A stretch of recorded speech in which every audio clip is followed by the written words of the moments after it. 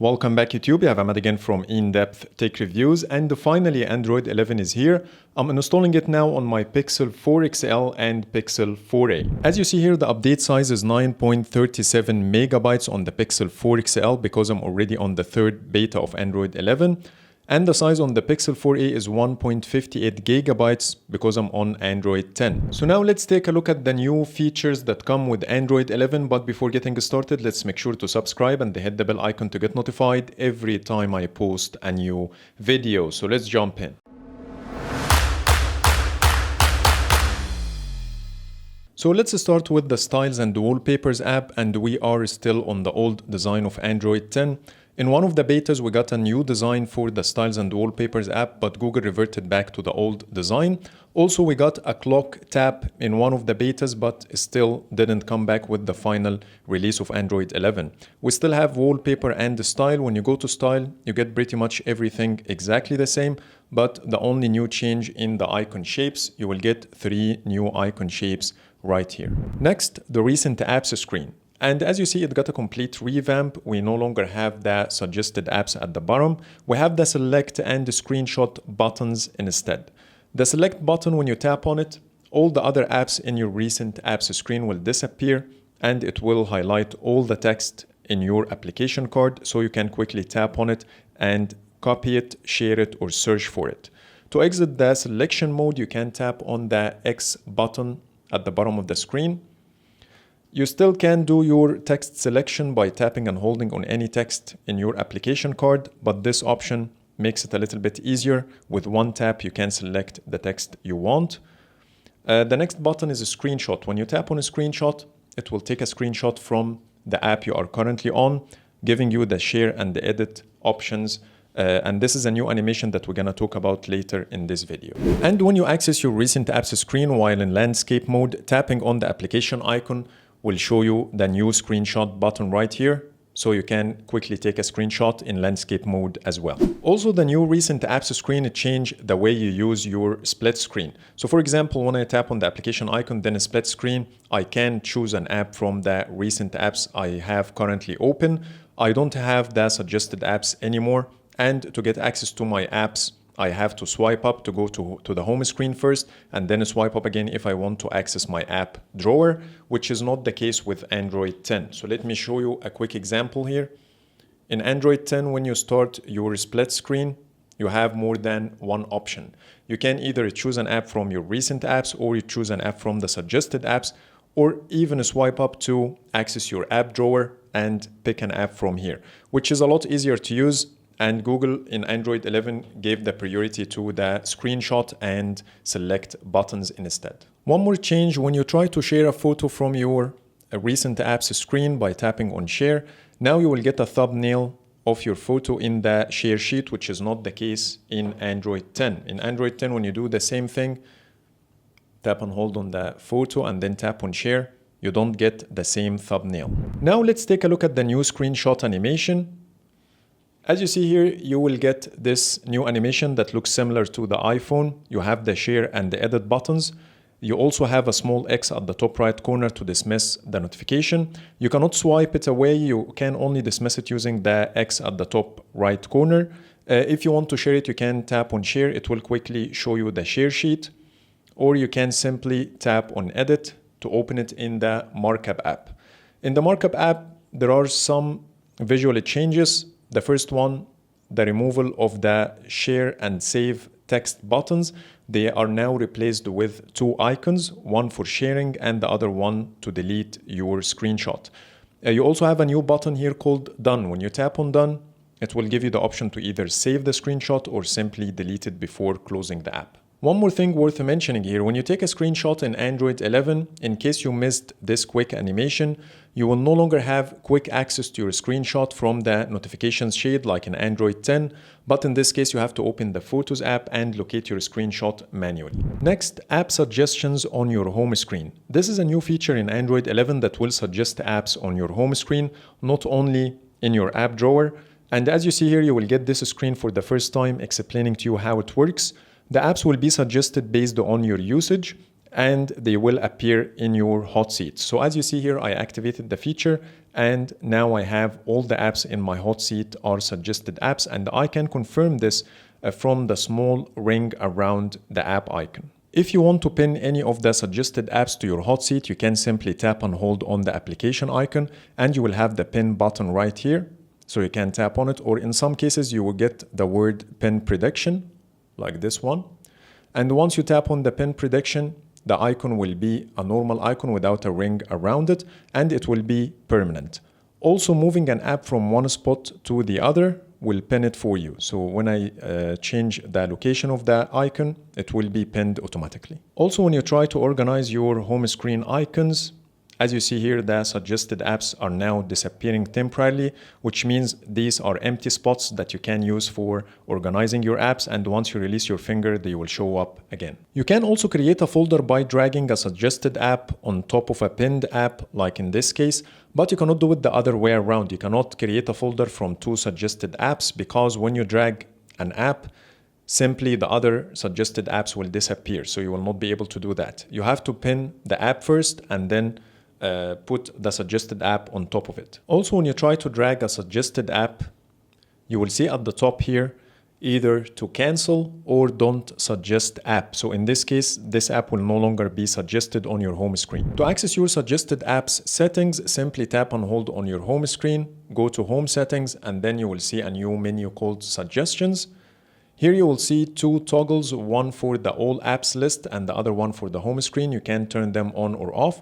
You can also block certain apps from being suggested by selecting the app you want and then tap on save, and those apps will not be suggested anymore. There are also some visual changes related to the home screen. When you pull down the notification shade, you will see the wallpaper is zooming out a little bit, and the same thing happens when you pull up your app drawer. Keep in mind that this animation only works if you are not using a live wallpaper. It works with static wallpapers only. Next, there is a new animation when you swipe through your home screens. So as you see here, there is a little bounce at the end of the animation that doesn't exist in Android 10. You can also jump to your first home screen with a quick swipe on your navigation bar. And that's why the navigation bar is always showing on the home screen, which is not the case with Android 10. Now the icons of the quick actions menu are in black color instead of gray if you are using light theme, and if you are using dark theme, they will have darker background. And when you create a folder, the suggested names for your folder will appear in the keyboard suggestions strip. If you are using dark theme, the app drawer background will be totally black instead of dark gray, and also it will not be translucent like in Android 10. And the same thing happens in light theme as well. The background is no longer translucent. Next, the new power menu of Android 11, and it got a complete revamp. First, it consists of 3 sections. The first one will include your power, restart, lockdown, and emergency buttons. After that, you will see your cards and passes from Google Pay. Then you will see your smart devices from the Google Home app. First, the new power button. When you tap on it, you will get 2 overlay buttons, one to restart and the other one to power off your phone. And it only works this way if you have the lockdown button turned on under settings. But if you have it turned off, you will get 2 separate buttons, one to power off and the other one to restart. Next, you will see the list of cards and passes that you already have in your Google Pay app. You can choose the card you want and then tap your phone on the terminal to make the payment. Tapping the 3 dots will give you 2 other options, either to view all or go to settings. When you tap on view all, it will allow you to add more credit cards to your power menu, or you can also play around with Google Pay settings if you want to. Next, when you tap on settings, it will take you to the cards and passes settings. Here you can turn the feature on or off. Once you turn it off, no credit cards or passes will appear in your power menu. And I will show you how to reach the same settings later in this video. Next, you will see the list of smart devices you have set up in your Google Home app, and you can interact with them in different ways. For example, I have here a group tile called Office Lights. It includes 3 different smart bulbs that I have set up in my office. For example, I can tap on the tile to turn all of them off or on. I can drag my finger on top of the tile to change the brightness for all of them. If I want to get more settings, I can tap and hold on the tile. It will show me the ability to change the color, or I can change each bulb individually if I want to. If I want to jump to the Google Home app, I can tap on this icon on the top right corner and it will take me to the same page in the Google Home app. Same thing happens with other devices. For example, Chromecast, it doesn't support the dragging gesture or the tap and hold. Just tap on it once and it will show you a quick shortcut from the Google Home app where you can change the ambient wallpaper. You can cast your mobile screen. You can personalize your ambient mode. And if you still want to jump to the Google Home app, tap on the same icon and it will take you there. It also works with smart speakers like the Google Home Mini. It works with cameras and so on and so forth. You also have 3 dots at the top right corner. When you tap on them, you will get 2 options, either Add Controls or Edit Controls. When you tap on Add Controls, you will see all the available tiles you can add to your power menu. Here you have them classified based on the room. I have here my living room with 3 devices, my office with another 3 devices. On the top, you have groups. These are automatically created group tiles based on the type of devices and the rooms they are in. For example, if you want to add one more tile to your power menu, just tap on it and then hit save. It will be added straight away. You can also reorganize your controls by tapping on Edit Controls and reorganize them like this. And once you hit save, they will be reorganized. Also keep in mind that the new power menu will always be in dark theme. Even if you are using light theme like I do here, you still have it in dark theme and there is no option to change that. Also, when you install third-party apps that work with smart devices, you might be able to add these devices to your Android 11 power menu. For example, I'm using now my Pixel 4 XL and I have the Xiaomi Mi Home app installed. When I go to Add Controls, now I have another button called See Other Apps, which wasn't available on my Pixel 4a because the same app is not installed. When I tap on See Other Apps, now I have the list of apps that I can add controls from, and it says here Mi Home.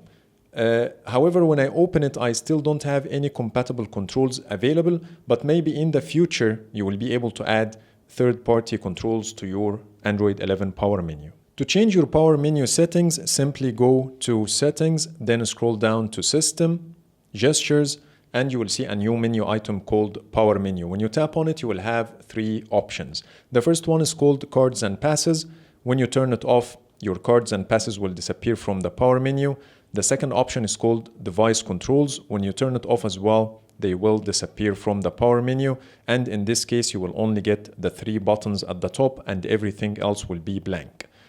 Now let me turn them back on to show you the third option. The third one called Sensitive Content. When you turn on Sensitive Content, even if your phone is locked, you will still be able to see the cards and your device controls. But if you have this option turned off, you will not be able to see them while your phone is locked. Now let's talk about notifications, and they got a complete revamp in Android 11.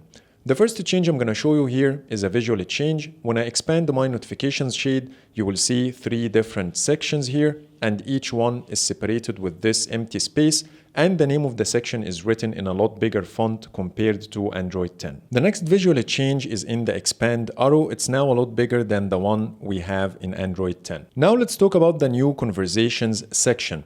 In Android 11, every time you get a message from a chatting app like WhatsApp or Facebook Messenger, they will be automatically listed under conversations, which is going to give you extra features to help you manage your conversations better. The first feature you get is the ability to set certain conversations as priority by tapping and holding on the notification, then tap on priority and hit apply. Once you do this, 2 things will happen. First, you will get the profile picture of the contact in your status bar, so you can immediately know if you are receiving a normal message or a high priority message. Secondly, the priority conversations will always appear on top of your conversations list. You can apply even more changes to your conversation by going to Settings and then Apps and Notifications, and you will see a new menu item here called Conversations. When you go inside, you will be able to see all the active conversations you currently have on your phone. When you go inside a conversation, you can change a lot of settings that will only be applied to this conversation in specific without impacting the whole WhatsApp application. First, you can choose between priority, default, or silent. You can also turn on or off the bubble feature for this conversation only if you want to. Here you have also all bubble settings, where you can change the bubble settings for the whole WhatsApp application by choosing either all conversations can bubble, selected conversations, or nothing. Also, you can tap on not a conversation, and in this case, any message you get from this chat will not be listed as a conversation anymore. You can turn on the pop on screen feature on or off. You can assign a specific sound for this conversation. You can choose the lock screen sensitivity. Would you like to show the content on lock screen or not? Also, you can turn on or off notification dots and vibration. And in case you removed this chat from the conversations category by tapping on not a conversation, you still can revert this back by going to the WhatsApp application, then go to notifications, and you will see here your contact name listed. And when you tap on it, you will see this is a conversation. Tap on it and it will be back under your conversations list. Next, notification history. In Android 11, you can activate the notification history so you can get back to your dismissed notifications whenever you want. To activate the feature, you can go to Settings, Apps and Notifications, Notifications. Here you have a new menu item called Notification History. When you tap on it, you will see a switch on the top. Turn it on. In this case, when you expand your notification shade, you will see here History. When you tap on History, you will be able to access your notifications history straight away. And in case if you don't have any notifications, the button will disappear. But you still can access your notification history by tapping on the No Notifications text. Also in Android 11, when you receive multiple messages from a specific contact, you will see this small counter to give you an idea how many messages you received. Next, the new media controls. In Android 11, media controls will no longer appear in the notifications area, but they will appear under your quick settings area. When you do the first swipe to pull down your notification shade, the media controls will be collapsed. When you pull it all the way down, you will see now the expanded version. You will also get a new animation when you tap on the buttons like this. As you see here, there is an animation taking place every time I tap on the buttons. And if you have multiple apps playing media in the background, you will get media controls for each app separately, and you can swipe between them like this. And as you see, there is a small indicator right here showing 2 dots, which means I have 2 apps running or playing media in the background. In this case, I have YouTube Music and the YouTube app. You can do the same thing also in the collapsed version. You can swipe between them like this. You will also get this button at the top right corner that you can use to change your output device. I have it here already set to the phone speaker. When I tap on it, I get this small card with the available devices that I can connect to. Here I have the phone speaker with the volume slider. I can change to my Bluetooth headset to play my media on my Bluetooth headset. It will also show me the previously paired devices, even if they are disconnected, so you can tap on any device to connect to it and start playing your media. You also get the new media controls design on your lock screen, and you can swipe between the media controls if you have multiple apps playing media in the background. You no longer get the full screen album art like in Android 10, but you only see your regular lock screen wallpaper. In Android 11, you can dismiss your media controls even if your application is playing. For example, I'm gonna play music on YouTube Music right now. I can still dismiss the media controls, but when I expand my notification shade, I still have media controls showing right here.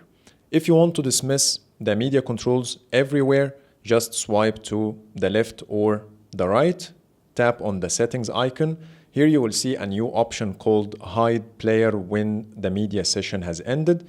When you turn this feature on, then pull down your notification shade, you will see now the media controls are entirely gone from the notification shade.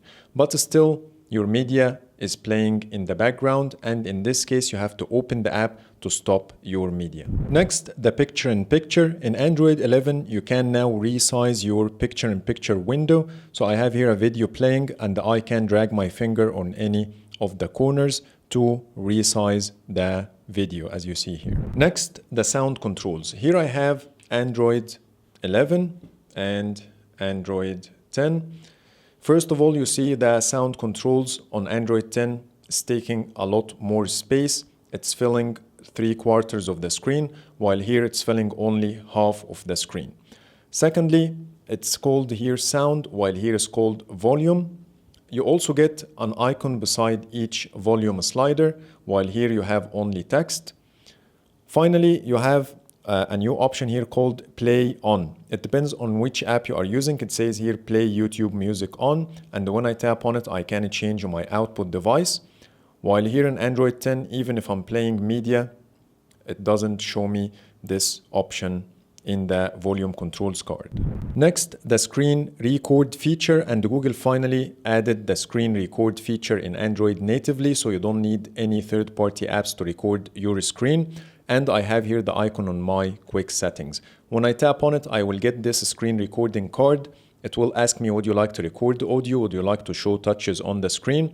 So when you turn on audio, you can choose between microphone, device audio, or both of them. So let's say we're gonna choose device audio, and then I'm gonna turn on show touches on screen, hit start. You will get a counter for 3 seconds. Then you will get a small vibration to confirm that the recording started. Once you finish your recording, pull down your notification shade and you will see this red notification. When you tap on it, the recording will stop. And after a few seconds, you will see your video recording in the notifications shade. Tap on it to view and it will play it straight away. Next, Gboard. In Android 11, if you have your credit cards and addresses saved in Google Chrome, the autofill suggestions will now appear in your keyboard suggestions strip instead of showing on top of the text fields. Next, the share sheet grouping, and I'm gonna take a screenshot to show you how it looks. So if I'm gonna take a screenshot and then tap on share, scroll down a little bit, you will see some of the icons have a small arrow beside their names. And for example, Instagram. And when you tap on it, you will see the 3 sharing options all consolidated in one list.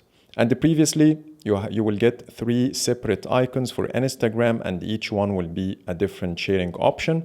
And also, if you want to pin any of these sharing options, you can simply tap and hold on the icon, and you will have pin direct, pin feed, or pin stories. You can pin only one or pin all of them, whatever you want, and they will show up here in the top area. And also, if you want to unpin any of them, for example, let's pin the direct and tap and hold again on the same icon, you will be able to unpin it from here, or you can simply unpin from the icon at the top as well. Next, the new bubbles feature of Android 11.